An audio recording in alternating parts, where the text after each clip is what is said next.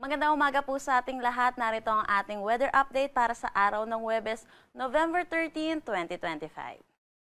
Update tayo dito sa binadnayan nating bagyong si Uwan. Ngayon, tropical depression category na lamang siya.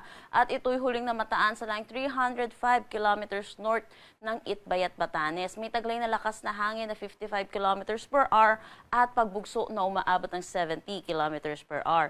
Ito'y kumikilos northeastward sa bilis na 25 kilometers per hour. Mula po na ito'y naglandfall dito sa May, Taiwan. Ito'y patuloy na humihina na at inaasahan din natin lalabas ng ating Philippine Area of Responsibility ngayong araw.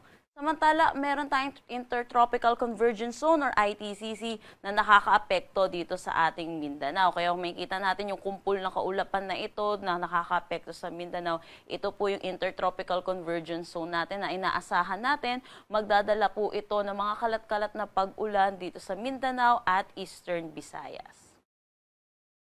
Para sa forecast track na itong sa ating si Bagyong Uwan, nakikita po natin na ito ay ganap na tropical depression at lalabas ng ating Philippine Area of Responsibility bilang isang ganap na low pressure area ngayong araw or ngayong hapon. Sa ngayon, wala na itong direktang epekto sa anumang parte ng ating bansa, kaya wala na rin tayo nakataas na anumang tropical cyclone wind signal.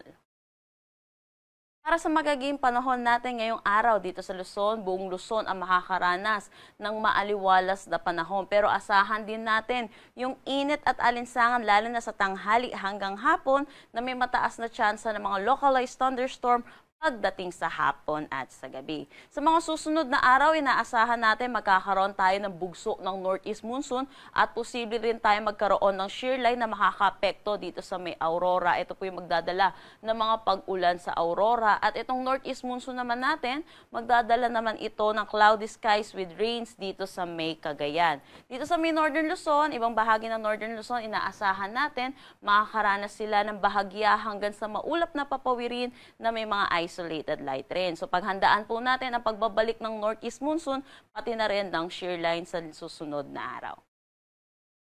Agwat ng temperatura for Metro Manila, 26 to 32 degrees Celsius. Lawag, 23 to 32 degrees Celsius. For Tuguegarao, 25 to 34 degrees Celsius. Baguio, 16 to 22. Tagaytay, 22 to 30 degrees Celsius. At Legazpi, 25 to 32 degrees Celsius. Para naman dito sa Eastern Visayas at Mindanao, makakaranas sila ng kalat-kalat na pag-ulan dulot nitong Intertropical Convergence Zone or ng ITCZ. At sa mga susunod na araw, inaasahan natin buong Visayas, buong Mindanao at dito na rin sa Palawan ay makakaranas din ng mga kalat-kalat na pag-ulan dulot pa rin naman ito ng Intertropical Convergence Zone. So iba yung pag-iingat po para sa ating mga kababayan, lalo na po sa mga posibilidad ng mga flash flood at mga pagguho ng lupa. Para naman sa nalalabing bahagi ng Visayas at dito na rin sa Palawan at Calayan Islands ngayong araw, magiging maaliwalas naman ang kanilang panahon. Pero yun din po, asahan din natin yung mga localized thunderstorm pagdating sa hapon at sa gabi. Agwat ng temperatura for Calayan Islands at Puerto Princesa, 24 to 33 degrees Celsius. Dito sa Iloilo, 25 to 32 degrees Celsius.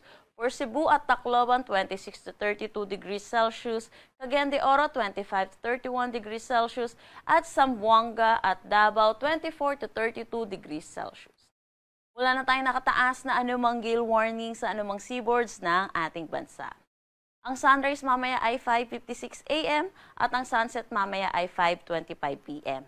Para sa karagdagang impormasyon, bisitahin ang aming mga social media pages at ang aming website pag-asa.dost.gov.ph. At yan po muna ang latest dito sa Pag-asa Weather Forecasting Center. Chanel Dominguez po at magandang umaga.